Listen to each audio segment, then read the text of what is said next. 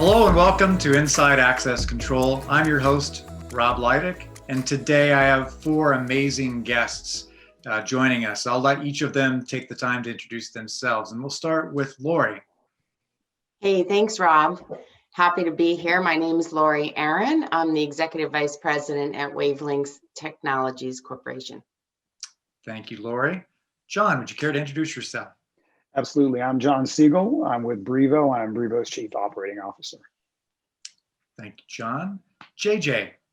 Hello, everyone. I'm JJ Baird, based out of Atlanta, Georgia, and I'm a Senior Sales Engineering Manager for Idemia. Thank you. And Jason. Hello, everybody. I'm Jason Ouellette. I'm the Head of Technology Business Development for Johnson Controls Tyco Division, specifically for access control and video products. So as you see, we've got an amazing panel. This is my first panel here at Inside Access Control. I'm pretty excited about that. Pretty excited to have these four industry thought leaders on board. And today, the topic that we're going to address is standards and open platforms and how each of these thought leaders and leaders in the industry think about those items. Certainly, standards and open are very present in lots of industries that have allowed them to expand rapidly, to allow multiple manufacturers, multiple service providers, and the customer to openly accept it.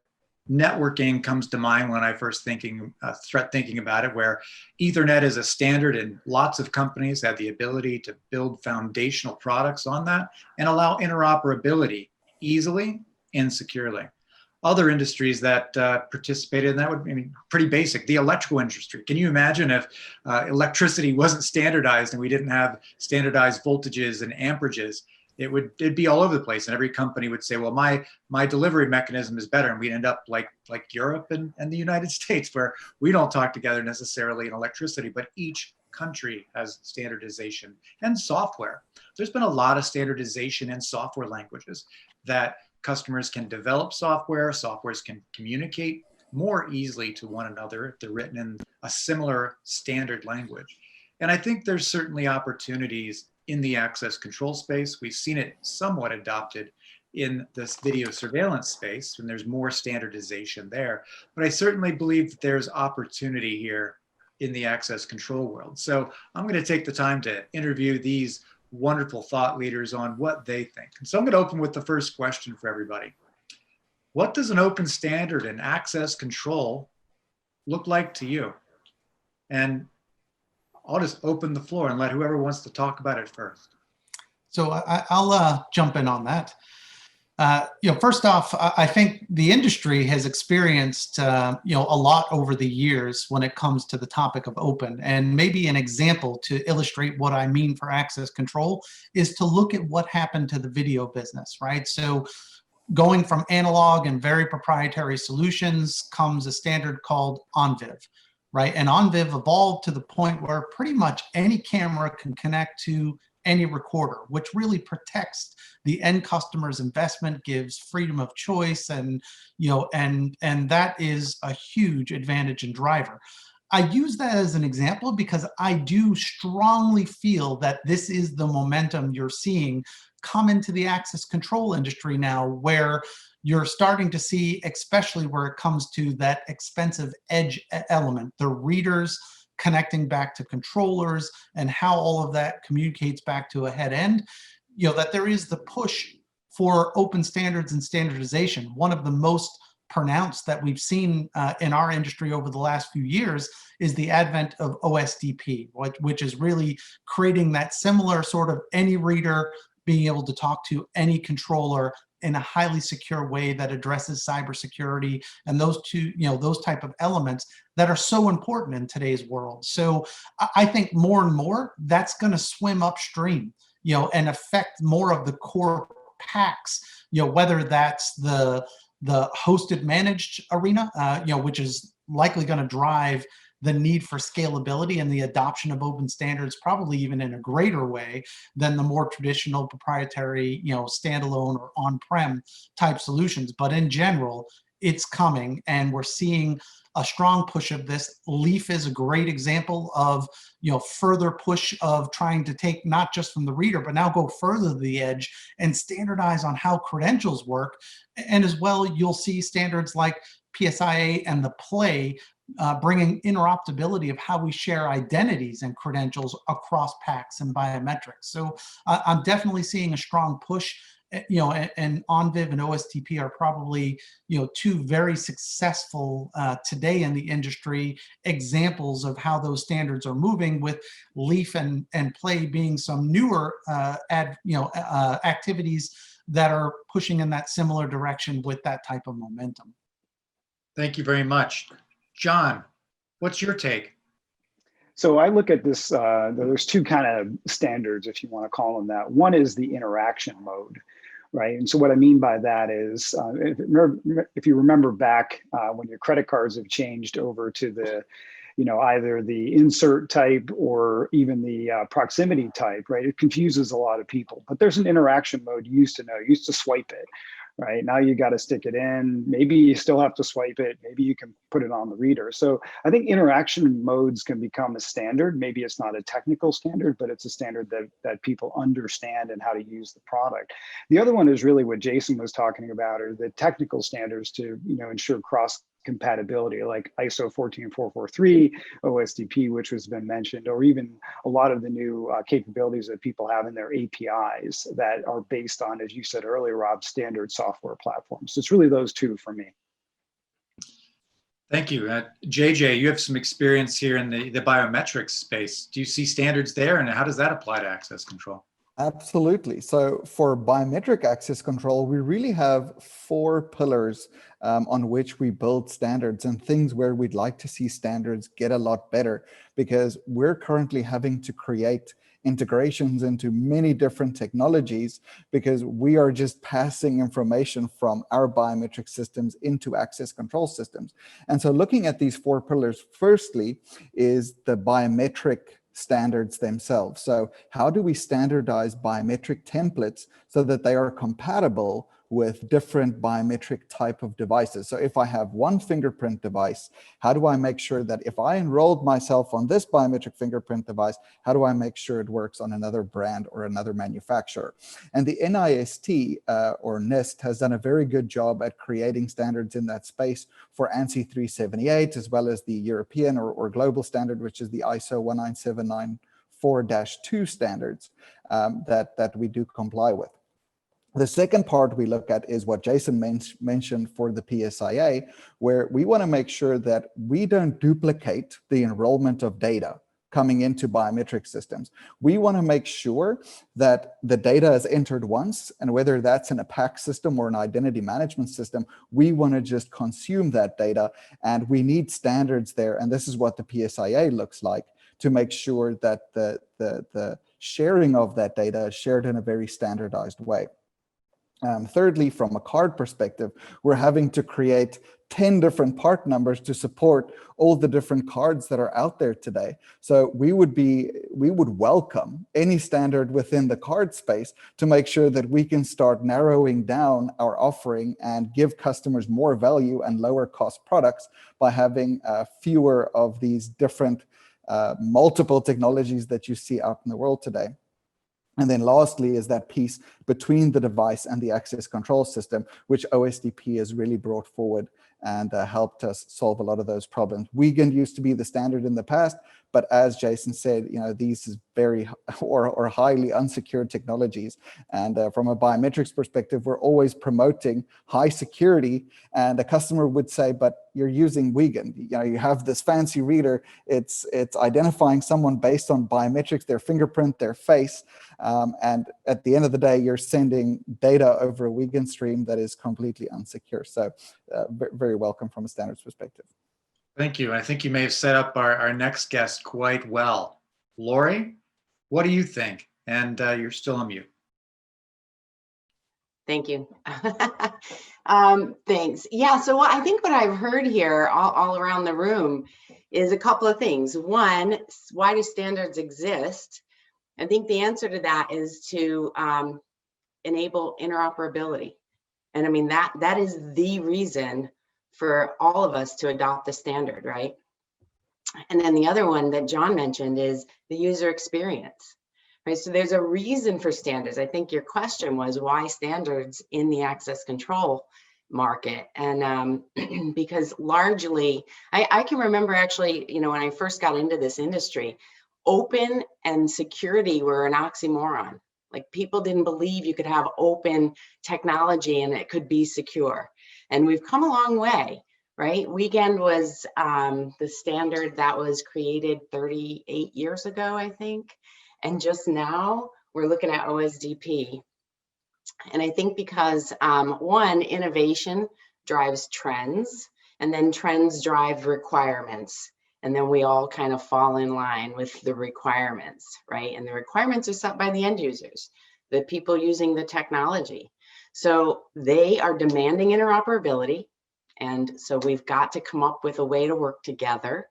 And, you know, I think part of the challenge there is how do you align with standards and still differentiate yourself so that you can drive business for your company? And that's where I think the struggle is. But anyways, I think in the access control market, first of all, PSIA, just for everybody watching, is Physical Security Interoperability Alliance. And Jason Ouellette here is actually the chairman of the board there. So he can speak very well to that. And LEAF, for those of you who have never heard of LEAF, LEAF is becoming a standard just purely by a wide range of adoption. And LEAF is not an acronym for anything, unfortunately, but it applies to credentials and trying to come up with a credential that can be adopted as a standard across all access control devices and systems and even processes. So I'll leave it at that and let you get to your next question, Rob. Thanks, Laurie. What I hear from everybody is that there is certainly opportunity here in the access control world, and that there are things that are happening today. And Laurie, I think you accurately summarized that with PSIA pushing for standardization, with LEAF being present, and with OSDP. If I analyze all of those things, it seems like we're starting at the credential level, and how does that credential communicate to further interior systems? And I view the credential, honestly, as the foundation of the access control system, where most people have historically looked at their credential and said, hey, this is a $2 or $5 piece of plastic, and I'm going to think about it later. But what they didn't realize is that by selecting that $5 piece of plastic or a mobile credential, they've actually made all the rest of the decisions for themselves, and they've locked themselves into a system that they didn't know that they now can't have a different software, or they can't have a different lock on the door, or they can't change their readers out. And it's really insightful.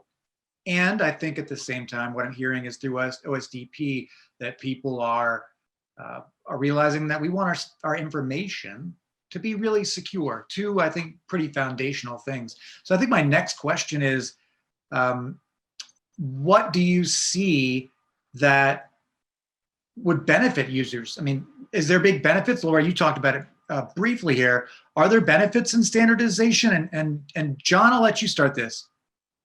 Yeah, I think it's kind of three things, and you sort of mentioned these as well, and Laurie said it as well. As first is benefit is consistency.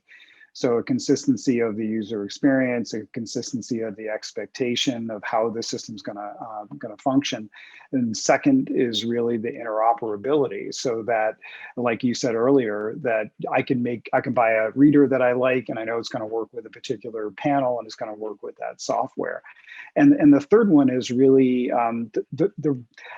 you could say the reduced potential for vendor lock-in, but I guess I would also frame it as better competition, right? So if the playing field is a little bit more equal, everybody can compete on their merits, and we're not locking customers into, systems that they can't replace unless they do complete forklift upgrades.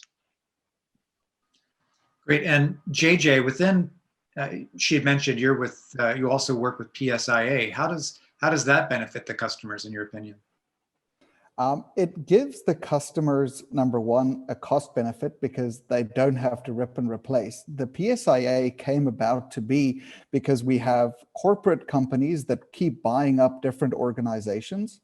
And because they're buying up these different organizations, they're sitting with different types of access control systems across the enterprise.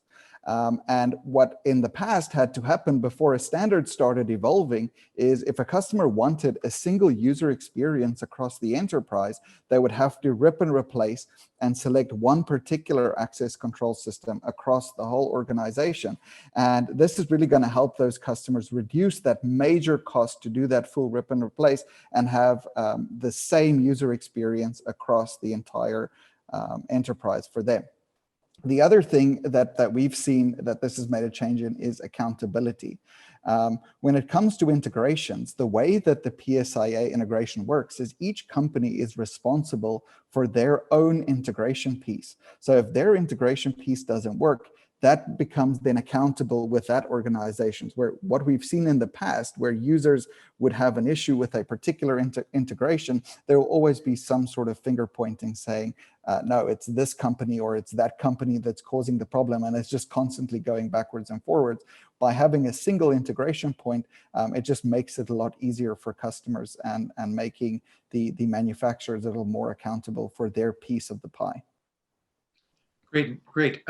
Jason, you work for one of the big industry giants, and in many cases, the products that have been offered by other industry giants have been proprietary. And it's really great to see your company here as prevalent as you are as Tyco brands, and there's certainly a lot of things in there. What benefits do you guys see for the customers adopting standardization or even open platforms? Yeah, so John and JJ have both highlighted some excellent points. I would go as far as to say, when we talk about benefits of these standards that we're discussing here today, I really like to refer to it as the win-win-win. And I say that because you've got the manufacturer, you've got the integrator, or in some cases the distributor, and then you have the end customer, right? So the win-win-win is a reference to the benefits that are seen at each of the levels. As a manufacturer, for instance, like Tyco products, we get to reduce the complexity because now to integrate with various biometric devices, we can use a play standard. And now I just have to test one thing instead of 5 different drivers. For the integrator, from an installation perspective, things get a lot simpler, right? It becomes more of a plug and play situation rather than having to have all this increased domain knowledge in us. So now the trucks can spend less time on the roll, being able to increase the amount of jobs that they might be able to cover, thanks to things like open standards. And for the end customer, the complexity of integration and version mismatch, the total cost of ownership becomes reduced, and the future investment protection, right? So there is benefit at all layers of how we go from product to customer use in the field that are brought to light by the use of the open standards. And I think that's absolutely important and part of what's going to continue to drive these things to move in our industry. Yeah, and I think I love how everybody's talking about the benefits to the user, the benefits to the integrator. I think there's significant benefits to the whole industry, honestly. If I look at any industry that has adopted open standards or standards of in some semblance, those industries have absolutely exploded. I mean, if you look at any of those industries that have adopted standardization and interoperability of some form, it's allowed customers to be able to adopt it more rapidly, more prolifically, and it sells a lot more for everybody. The manufacturers sell a lot more products, the integrators get engaged in a lot more deals, more integrators pop up, more innovation comes into the industry, and we continue to widen our breadth. And I think there's certainly a significant opportunity there. So thank you all for that. The last question I have as part of this segment is, what stands in the way? Why can't we just all just go out and do this today? What's going on? JJ, I'll let you start today. Sure. So from what we've seen that stands in the way of the standards actually becoming more prolific is customers or manufacturers would see that they're opening what they feel is sometimes something that makes them unique. They're opening that up and allowing other companies into their sphere. We're seeing it on the card side, we're seeing it on the biometric side, we're seeing it on the PAC side, where they just feel like if they start participating in some sort of standard, then maybe there's something to be lost there.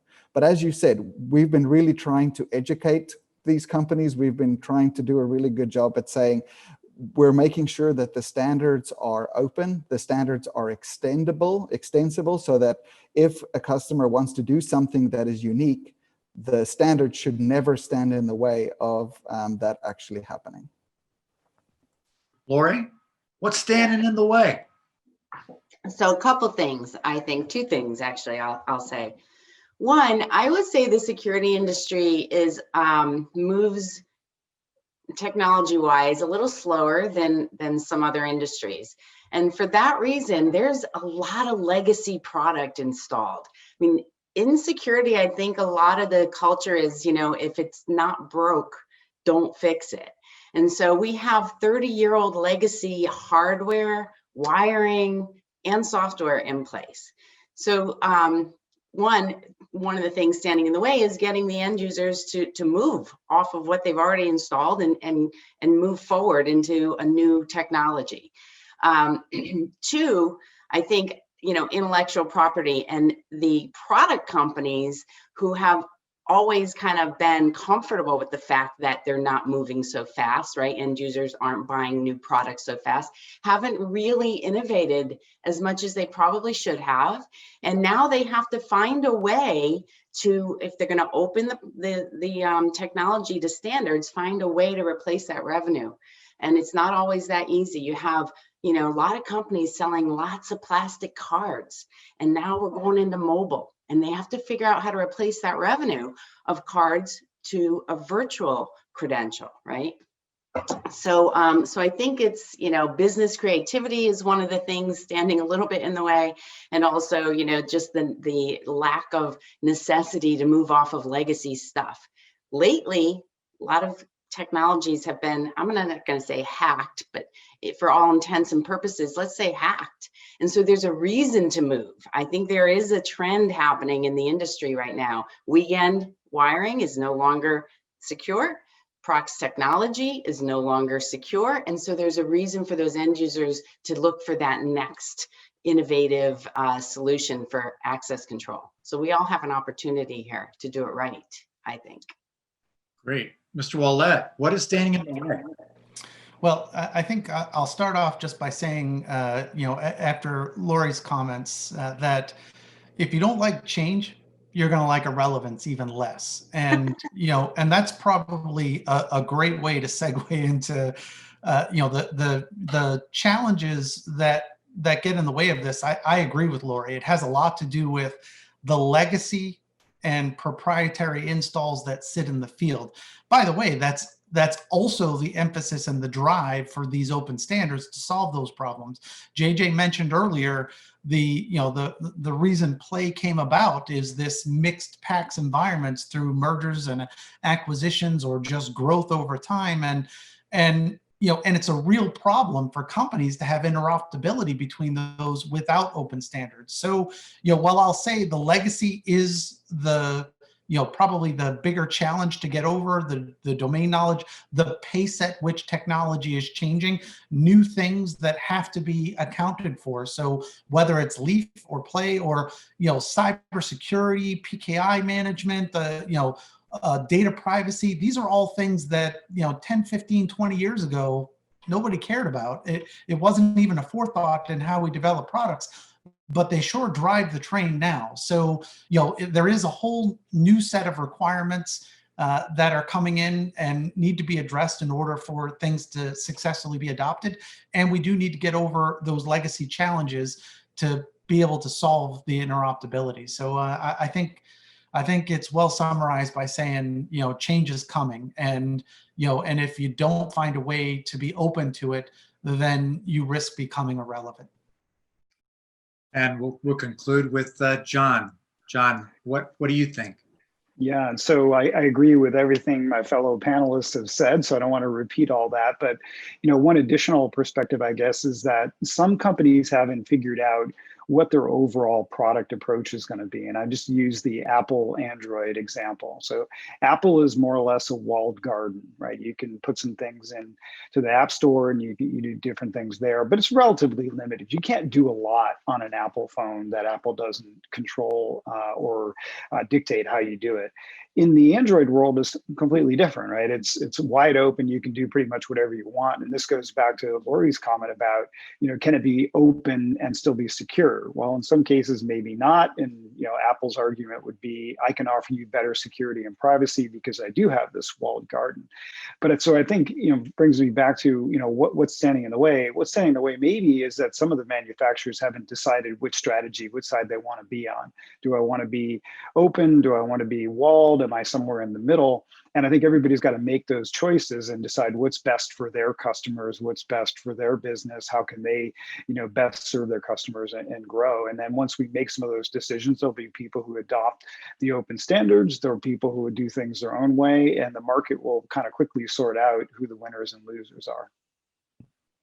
Thank you all. This is great. So this is part one of standards, open, and the benefits to the customer. I think in this session, we've been able to have a wonderful conversation.